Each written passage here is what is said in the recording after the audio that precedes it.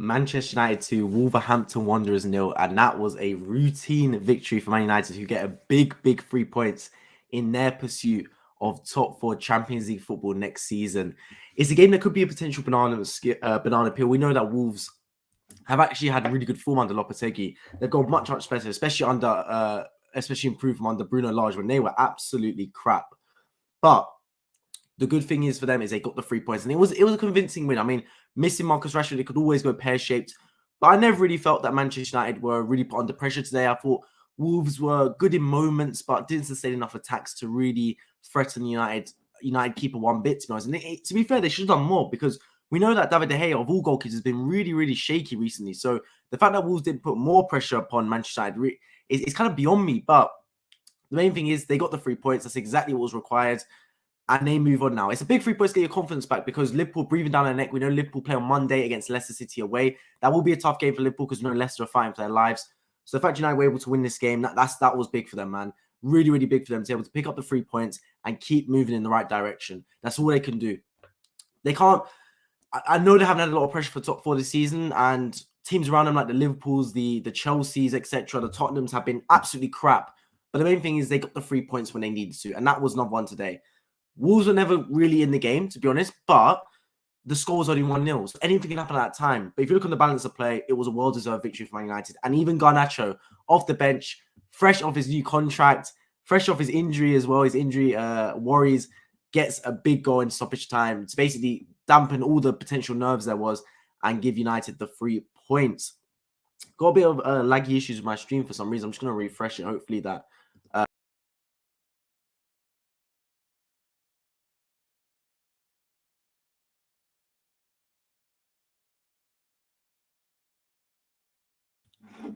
okay, that should hopefully try and fix some of the laggy issues with the stream. But yeah, in terms of Wolves themselves, we know that I wasn't expecting them to necessarily win this match, but I thought they'd put up more of a fight. Suppose I think under Lopetegui they've got much better.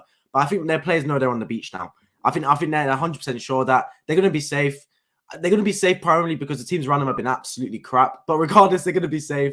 They picked up some good results on that manager, and I think they're going to start to move forward again. But for Man United, this was just getting your confidence back, because against West Ham, they lost that match. And it's not, you can lose matches in ways where you play well, but the other team nicks on the counter attack. But they lost to West Ham in a game where they were thoroughly outplayed. David De Gea made a costly error, but from start to finish, they were never really in that football match. It was a much better display from West Ham United. And we know Liverpool started to pick up results recently. I think they've left it too little too late to get top 4, but you never know. So for Manchester United, they got to pick up results, man. Newcastle earlier today drew to Leeds United. Could have gone the other way, ended up getting a point in there. So getting the 3 points is all you need at this stage of the season. I think it's less about performances now. It's more just about results. Get the points, move forward, man. Just get the 3 points, on to the next game. United have got a friendly run of fixtures. I talked about their fixtures earlier on in streams, and I think they're going to be completely fine for top 4. And look, top 4, getting the Carabao Cup, potentially an FA Cup as well. It's a brilliant first season for Erik ten Hag, man. Absolutely brilliant. Bedding in some of the youth as well. Getting some of these new signings as well, adapted to the Premier League. I thought Antony didn't have his best game today, but had a brilliant part to play in Anthony Martial's first goal. Real good composure to lay off to the side for Martial to score. So I thought he's getting better each game. Whether he's a long-term solution for Manchester United, I don't believe so. I don't think he's quite good enough to be Man United's long-term right winger. But I think in the meantime, I think he's a decent player, Antony. I think you can do better. And to be fair, I think there's a lot of holes in that Manchester United team. I think they can get a much better striker. Despite the fact that Anthony Martial scores there, I don't think he's probably the solution long-term. I think you can get a much better goalkeeper, of course, from David De Gea. Because even today, at times, the ball at his feet, just a bit shaky, man. Like, the ball comes to you, he just boots it away. Like, you don't need to do all that, man. Like, the goalkeeper needs to be the most calm presence on the football pitch. Like, your goalkeeper needs to be able to start attacks off just as much as defend. And David De Gea just worries me. He just worries me too much, man. Like, with the ball at his feet, he struggles way too much for Manchester United. Look, if you're a team that wants to progress, one of the biggest staples of a team that progresses and goes to that next level is having the right goalkeeper in place, man. Your goalkeeper is your foundation. And David De Gea doesn't represent a calming figure for me. It doesn't represent a proper goalkeeper that a side that wants to challenge for titles should really have, to be honest. I think he's a goalkeeper that's good. But if you want to take your team to the next level, you need a much better goalkeeper than David De Gea. And I'm talking in all facets of his game.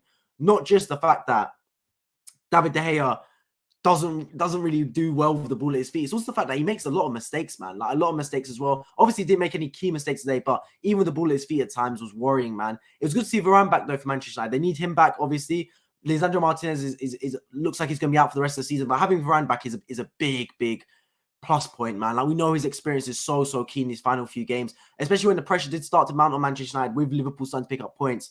You know they need to start picking up points as well because they don't want to get to a point where it's neck and neck points with Liverpool having all the momentum and Manchester United struggling to pick up points. So I think getting this win today, getting Varane back as well, getting Garnacho back as well, we know he'll be a big plus point for Manchester United, will be really key for them. They go on to play Bournemouth next week away from home. I think they'll do well there. I think Bournemouth players are on the beach as well a bit. They've survived this season. They've done well to survive under Gary O'Neill as well. So I expect Manchester United to get through that test as well. Then they've got Chelsea at home and Fulham at home. So 2 home games, 1 away game, friendly fixtures or so. I think this would have been a potential banana peel, especially with how Wolves have been playing under Lopetegui, but got over the test. And that is the main thing for Manchester United, man.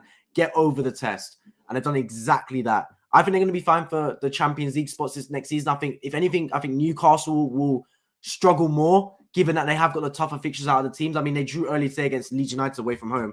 I think Liverpool fans would have taken that, to be honest. I think they would have taken the draw against Leeds. Now, Newcastle then go to play Brighton, will be a tough game.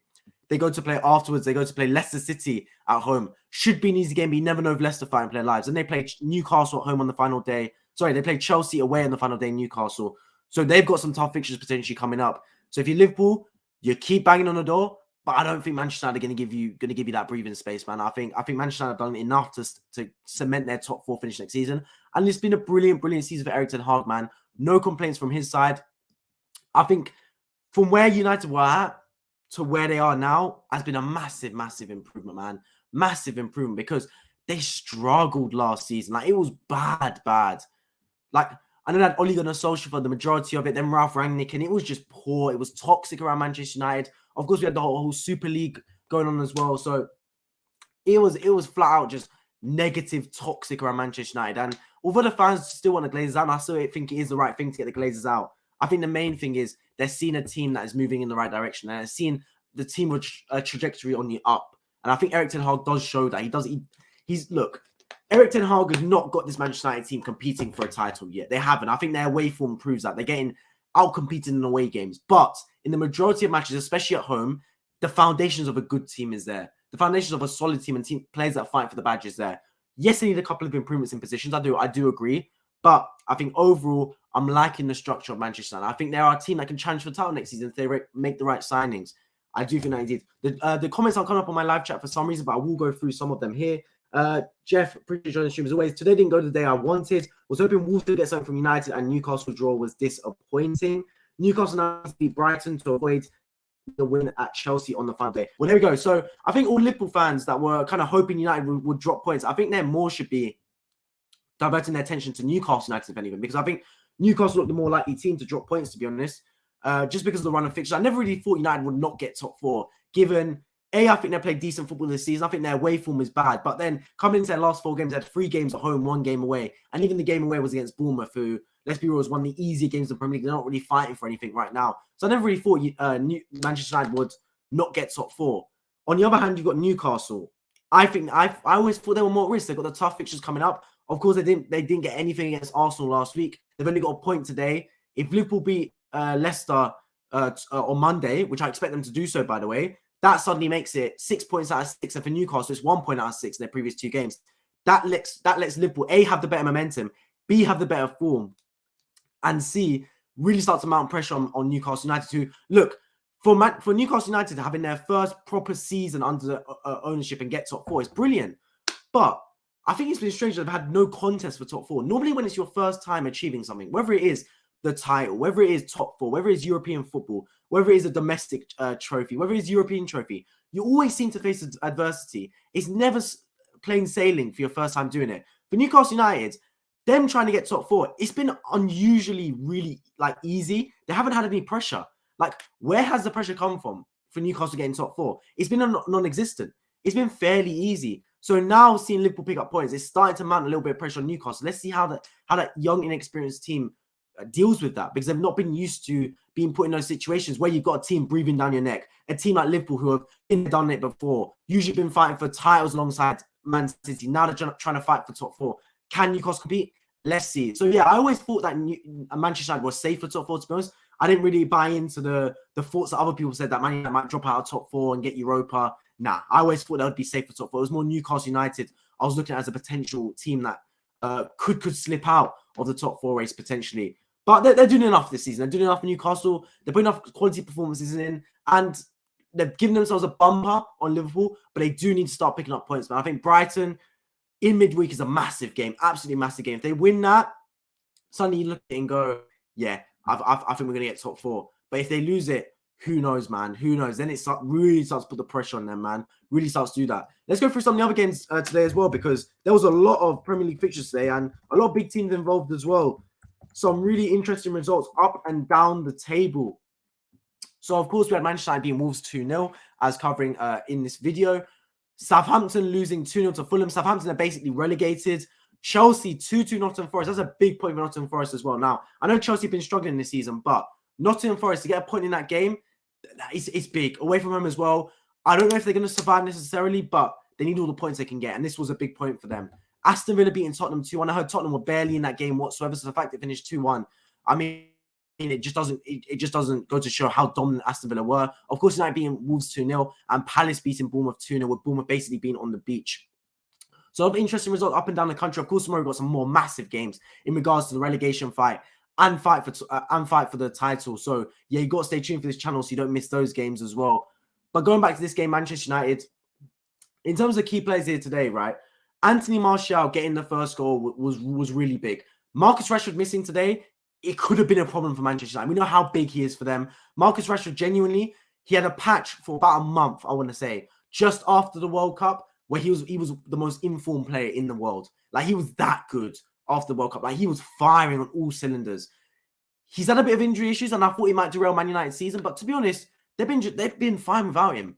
Now, they haven't been fine for, let's be real, the majority of this season at times, especially away from home, Manchester United. But missing Marcus Rashford today, the fact that we're able to respond with Antony Martial and putting a good performance, have Sancho on the left-hand side. And look, I'm not a big fan of Sancho whatsoever. Even when they signed him, I thought it was a lot of money on a player that I never really thought would reach the peak of his game that Manchester United really needs.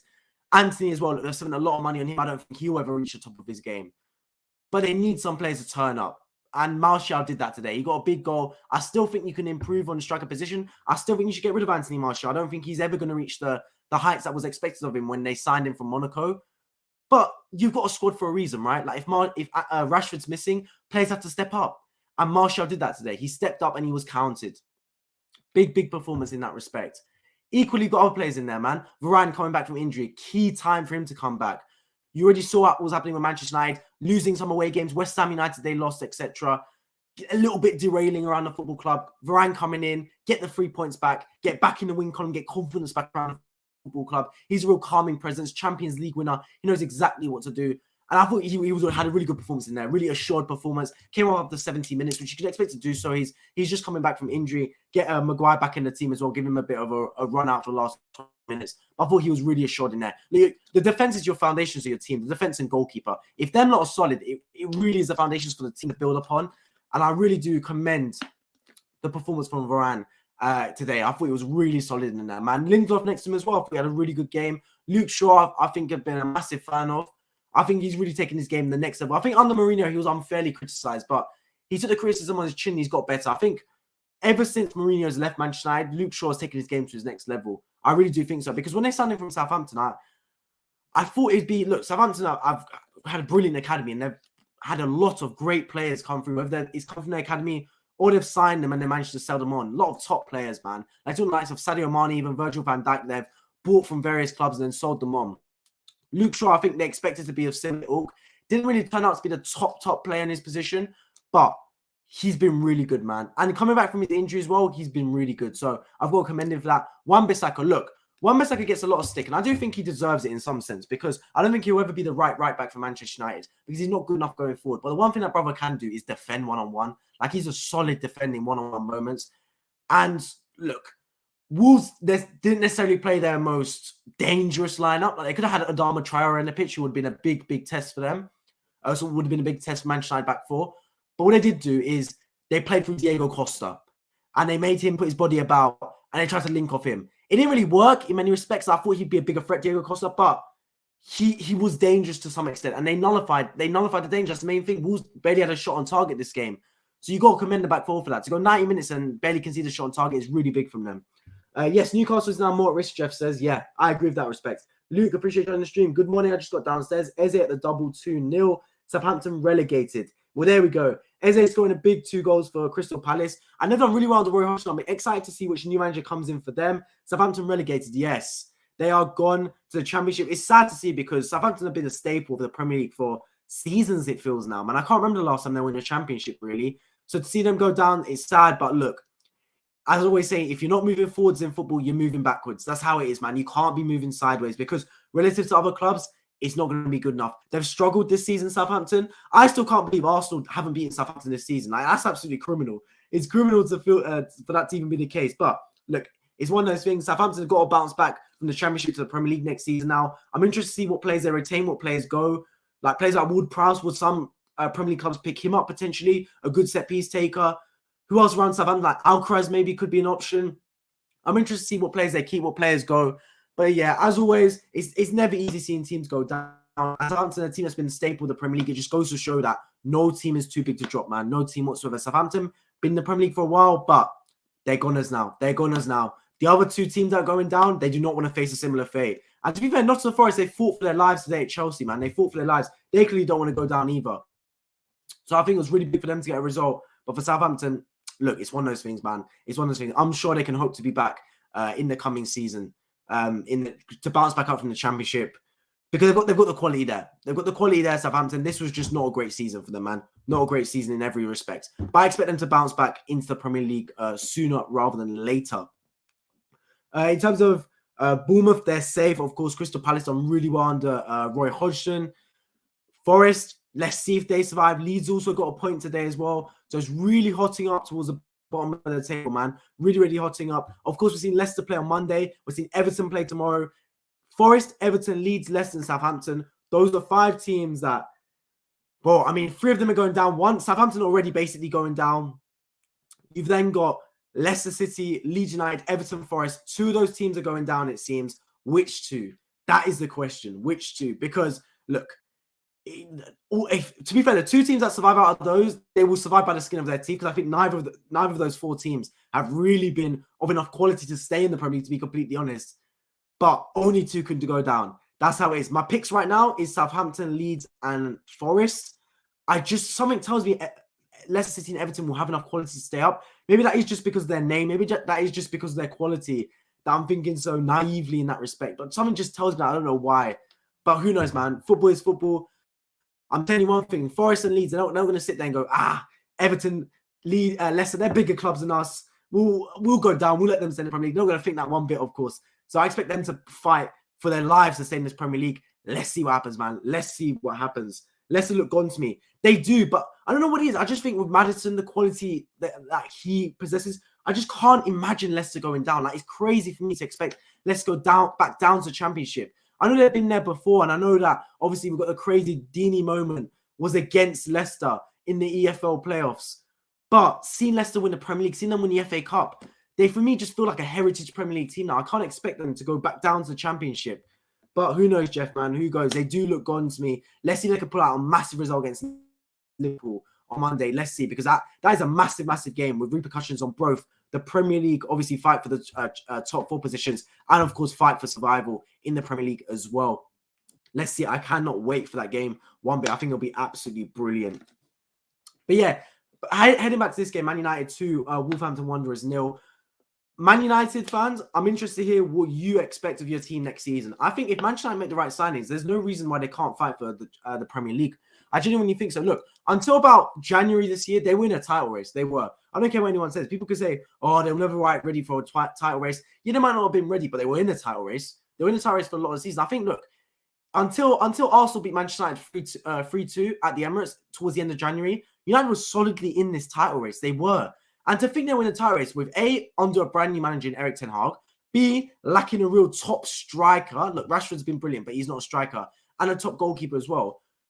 It's really like remarkable for me to do that. Plus, their away form was shoddy. Their away form was absolutely terrible. So to see Man United still being a title race for the majority of the season, lacking a striker, lacking a goalkeeper, playing horrendous away from home, it's a massive credit to Erik ten Hag, man. Absolutely massive credit. And look, you give that man the funds in the summer, which you can do. I'm not hearing this that Man United don't spend money. They spend a lot of money. They bought Antony for, what, 85 million? They bought Casemiro for 60 million. So Man United have money to spend. Don't make no mistake about it. Let's not beat around the bush. But they spend the money in the wrong areas. That's what I think. Look, if you spend the money in the right areas and exercise your right, as Manchester United, one of the biggest clubs in England, to sign the top players, there's no reason you can't be back fighting for the title. Look, you're Manchester United, right? You're the biggest club in England, in my opinion. There's no reason you can't sniff around for Victor Osimhen, for Harry Kane, etc., and sign these top players. There's no reason you can't. I don't get why Man United feel like they need to sign these sub-rate players or these underachieving players, or players that they're expecting to be the next big thing rather than the big thing. I don't get it. Like, those are signings that clubs that aren't of the ilk and aren't of the stature of Manchester United make. Like, why are you signing Antony? Like, no one else really wanted Antony. It's like that's a signing that you feel like is a lottery signing. It's an investment. United don't need to make investments. You're the biggest club in England. You leave the investments to clubs like West Ham, Newcastle. You know what I mean? Like, when they're not the biggest club, they need to sign these players that they expect to turn into the next big thing. They're hoping to turn into the next big thing. If you're Manchester United, you should be signing players like Casemiro, like Harry Kane, like Victor Osimhen, that have proved they're one of the best players in their position in world football. That's what I think they should be doing. But who knows, man? Who knows? I think if United make the right signings, they will fight for the title. But I've been saying that for multiple years now, and they never seem to do so. And it's really strange, because if I had the stature of Manchester United, if I had the funds that they had, bro, I don't see why they couldn't be fighting for the title. I don't see why not. But look, football's a crazy game. Let's see what they do. Mohammed, appreciate joining the stream as always. Southampton have been 11 years in the Premier League, now relegated. Well, there we go, man. There we go. I remember them basically in the Premier League for as long as time, man. As long as time I remember them in the Premier League. But yeah, to see them go down, it's always sad to see any team go down, especially a heritage team in the Premier League. But this is the Premier League, man. There's a reason it's the biggest club competition in England, because only 20 elite teams can be there. And if you're not at the top of your game, you're going to go down. And that was Southampton this season. They got a tough lesson. I think they sacked Hasenhüttl. Potentially, I'd say it was a wrong decision. They brought in, obviously, the Edwards guy, I want to believe they brought in, and it was a terrible appointment. Absolutely terrible appointment, man. Went absolutely terribly. Then they brought in Bruno, what was his name? The Ruben Sales guy. I think that's how you pronounce his name. And obviously, look, it's his first job. He's inexperienced. I know Gary O'Neill smashed out the park with his first job, really, at Bournemouth, but this other job was too big for Ruben Sales. He got big 3 points at Chelsea, and they kind of just went with him when I think it was the wrong decision. I think they need to bring an experienced manager at that time. They didn't, and look, the repercussions of that is that they are now gone down to Championship. Let's see if they can get back into the Premier League, man. Because look, one season of the Championship is what it is, man. Teams, you're going to get relegated at some point, potentially. It's Southampton's time to go down. The thing is, you can't stay in the Championship now. You need to find a way to bounce back and go back up to the Premier League sooner rather than later. Because if you stay down, something becomes a recurring factor, and then you become like Leeds, then you become like Forest, then you become teams like that where you were down in the Championship for extended periods, and you can't, and you're just thinking, when's the next time you're going to be in the Premier League again? Do you get what I mean? So it's always sad for teams to go down. That is going to be Southampton's fate, unfortunately. Let's see if they bounce back, man. That is the absolute main thing for them. They've got to find a way to bounce back into the Premier League one way or another. Let's see how they do next season. But yeah, shout out Newcastle drew 2-2. I'm as well, man. I mean, I missed the majority of the game because I was out earlier today. I was meant to stream off that game as well, Luke, but I was out the whole game, so I missed the football match. I thought I can't really stream. I didn't watch the game. But yeah, apparently Bamford missed the penalty. Bamford has been selling recently, man. I said against Man City as well. The man's been selling in key moments. He's not been the striker Leeds need. Look, when your team towards the bottom, the players that need to stand up is your goalkeeper and striker. Those are players that need to stand up. And I feel like for Leeds, look, they put Robles in goal. Obviously, I feel like Meslier conceded the most goals in the Premier League so far this season. Obviously, they got benched by Sam Allardyce. Equally, Bamford up front, for an experienced player that's been around Leeds for a while now, he's not getting the goals in the key moments. You're missing a penalty, man. Like, I know it can happen. Penalty misses happen all the time. But equally, against Man City was terrible. Week before against Leicester, had basically an open goal he missed. he's not delivering the goods at the right moment. This guy, man, he's not one bit. So yeah, the fact Newcastle got a draw. Look, Newcastle needed to bounce back from the Arsenal game. They drew 2-2. It's not the worst result for them, but you could sit there and go, they really need to win, man. They need to bounce back, especially if Liverpool win on Monday as well, which I expect them to do so. Said it before, but if United sign Kane, that's a big forward step towards title competition. Competition. Sorry, don't know if Spurs will sell at any price. So, well, here's the thing, right? I agree with you. I think Harry Kane's a big piece in the puzzle for Manchester United. I think a top goalkeeper and Harry Kane or Victor Osimhen is the step forward for them to fight for the title. Daniel Levy, we know what he's like, man. The brother does not like to sell his assets, especially to clubs like Manchester United, towards the top or like big clubs like United in the Premier League as well. If he sells Harry Kane, it will be abroad, so whether it's Bayern Munich or PSG or something like that. But if they do pull it off, boy, that is that real step forward. Here's the thing about Manchester United, man. Don't sit there and go, they won't sell to us. Bro, you're Manchester United. You should be talking to Harry Kane right now and go, look, Harry, we want to bring you to Manchester. We'll give you this bumper contract. We want you to help us win the title. You haven't won a major trophy in your career yet. We haven't won the Premier League in 10 years. We want you to change that, man. Come to our team. We've got Rashford on left-hand side. Your teammate for England, he's been firing. Bruno Fernandes behind you will supply you. We're going to have a good foundation with Casemiro at CDM, man. We'll sign a top goalkeeper as well. We need you to help us win the title. That's what I'd be saying if I'm Manchester United. That's what I would be saying if I'm Erik ten Hag, man, because don't beat around the bush. Don't be signing these players that could be a next big thing. Sign the top players, man. Sign the top players to take you to the next level. That's what I think you should be doing if you're Manchester United. And look, they definitely can do that. Whether they do, that's a whole other question. But I think they can do it, man. Oh, yes, comments have appeared. Finally, man. Took enough time. But yeah, I can finally show your comments on the screen again. But yeah. Do I think Manchester United will sign Harry Kane? No, I don't think so, because they haven't proven that they have done in recent seasons, that they have signed the top players. Like, when I think about the club of the stature of Manchester United, when's the last time they signed a top player? And I'll say I'll exclude Casemiro because of his age. Like, yeah, he's 30, he's like pushing 30s. So it was a case where Real Madrid, to be honest, that like they didn't mind getting rid of him, especially with Tchouaméni, Camavinga, etc.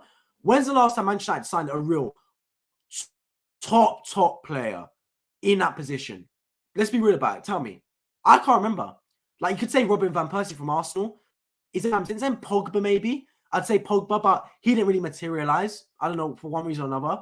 But I can't remember the last time Manchester United really signed a top like player that was sought after by a lot of world football. It doesn't really happen for them, and I think that's not right, man. Like, Manchester United they're like billionaires that drive Nissan Micros. I don't get it, man. Like, you're Manchester United. You have the stature of the biggest club in England, like top 3 club in world football, in my opinion. You don't sign players that would love to go to your club. I don't get it. I don't get it. I really don't. But let's see what they do. I was surprised Leeds started Bamford, given how useless he was against City. I agree, Jeff, man. 100% agree with that one.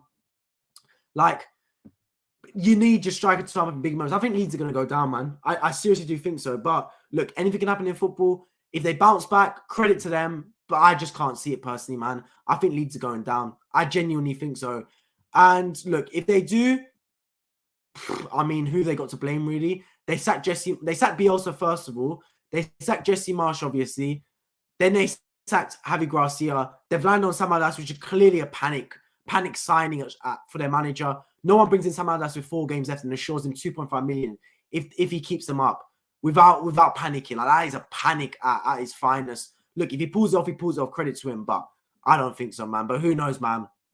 Either way, we're reaching the climax of Premier League football this season. Only 2 or 3 match weeks to go, and still a lot to fight for. The title is still up for grabs, although it's most likely going to Man City. Top 4 places still up for grabs. Manchester United made a massive leap in the right direction today for getting top 4. Relegation still up for grabs as well. Who's going to survive in the Premier League next season? Of course, be covering it all on this channel from now towards the end of the season, including big matches in the Champions League final, Champions League second legs as well next week as well. Can't wait to cover those. FA Cup final as well. I'll be covering all types of football covering on this channel from now towards the end of the season. I appreciate everyone that tunes into the stream as always. Bamford sucks. He does indeed, man. He does indeed. As always, make sure you like the stream and make sure you subscribe if you're new around here. If you're just joining right now, I want to hear all about my thoughts on Manchester United, Wolverhampton Wanderers. Make sure you scroll right back to the start of the stream so you can hear all about my thoughts towards it. Manchester United a massive 3 points today to get their confidence back after struggling and losing badly against West Ham the week before. They needed the win, and they got it in convincing fashion. It was a comfortable victory. They probably should have run up the score by more goals, but Wolves didn't really provide any sort of threat. So 2-0 was more than enough to win the game. They now can relax a little bit. They've got a bit of momentum back heading into a big end towards the season for them. I appreciate everyone joining the stream. As always, make sure you subscribe if you're new around here. I hope to see you all in my next one, which will most likely be tomorrow, a double header for Everton versus Man City and Arsenal versus Brighton. I've been Wifey, and I appreciate you all for tuning in. I hope to see you all in my next one. Take care.